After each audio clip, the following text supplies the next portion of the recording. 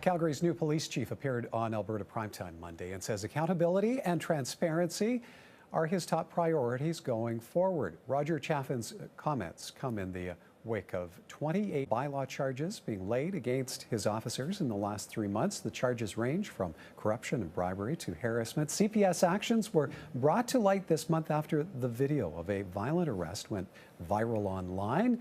And here's what Chief Chaffin told Shauna in response to the video and the review of his officers' actions. This is really an interesting case for policing in North America right now, probably over the world, is the fact that social media can present really intense details that are maybe out of sequence or maybe out of context.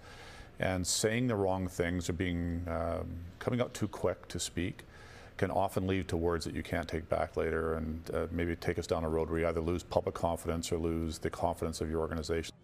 And again, just last week, another video surfaced online of Calgary police punching and kicking a man at Stampede Park. CPS defended the actions, arguing the man attempted to grab one of the officers' weapons while they tried to subdue him. Irfan, we're seeing scary situations playing out south of the border right now. How much is social media feeding this public impression that the police are using too much force?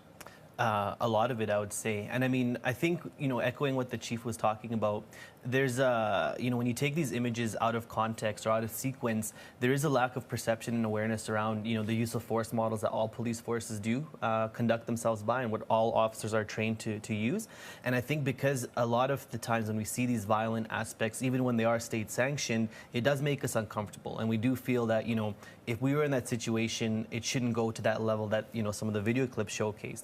And I think when there is that lack of awareness of how use of force models are utilized in training for police officers to be able to, keep control of a situation with the interest of the safety of both bystanders, officers especially, and the individual that might be resisting an arrest, that's where, the camera does just show the one side of the story. Having said that, though, I think there does need to be a look at, current use of force models and how it is perceived by the public, because I think that is also what's feeding into the larger narrative in a North American context around this use of force that some are feeling is excessive and needs to be, maybe better contextualized for your average citizen to understand where that might be coming from. Greg, where do you feel this conversation needs to go, given how much social media is increasing public scrutiny? Well, I mean, the police department need to react to, really what is a new age in terms of the scrutiny. I mean, look, everyone's got a cell phone. 20 years ago, not everyone had a camera on their phone. We've got increased scrutiny with respect to body cameras. We got in-car videos. So everything that the police officers do in the course of investigation potentially could end up on social media to some extent. So the question is, how are police forces going to react in terms of their training, in terms of their approach?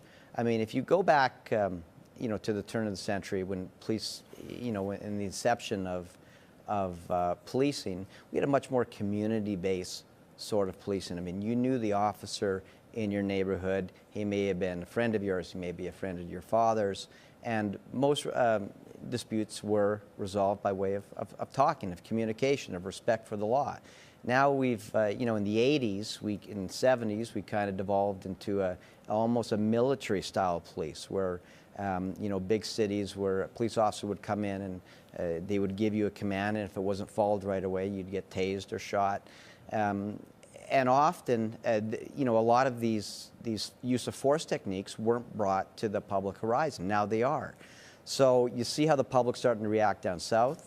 Whether it makes its way across the 49th will remain to be seen, but I think police forces are going to need to be able to react to the new age. Well, and Deb, we're seeing police responding now as well. So what do you make of the police response? Well, I think, as Greg said, there has to be a new approach. There has to be a recognition now that that there has to be more accountability. The police are being watched and monitored in a way that they weren't in the past. You have now, video in police detachments in the city and in other detachments.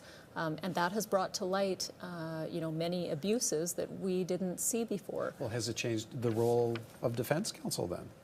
From the time that you started in the industry? Absolutely. When I started practicing 17 years ago, we didn't have any of this video, people videotaping on their phones, RCMP cars having this video, the detachments having this video. It has changed things fundamentally because now it's not just an accused person saying, here's what I was doing, and I was just talking and asking if it was okay that this person was being arrested when I didn't feel it was right, and this policeman came and started beating me up. There was a skepticism, I would say pretty much universally about that sort of a story. Now, you often have video that backs some of this up. Sometimes it's taken out of context, sometimes not, and it shows a gross abuse of authority, and it's really important that those things are brought to light, and it's happening more. And that is a good thing. And police forces are going to have to acknowledge that and hopefully modify some of the training in terms of how they deal with these situations using communication and not sometimes jumping to force. Okay, speaking of video, one final topic for this week's panel. Jasper resident Monica Schaefer is facing a hate speech complaint after posting a Holocaust denial video on Facebook. It is only since the last couple of years, since about 2014, that I have begun to understand that this is the biggest and most pernicious and persistent lie in all of history. The former Green Party candidate's video now has over 30,000 views, and one of those viewers was local Legion president Ken Kuzminski, who has lodged a complaint with the Alberta and the Canadian Human Rights Commissions claiming hate speech. Greg, what's your view on whether or not this video equates to hate speech?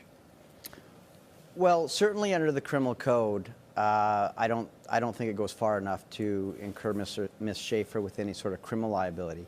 Hate speech under the criminal code is something is willful commentary that is designed to incite hate against an identifiable group. In her case, she made a comment that she denied that the Holocaust occurred. It's a factual statement. It's an offensive factual statement. But in my view, it didn't go far enough to meet the criminal requirements of inciting hate.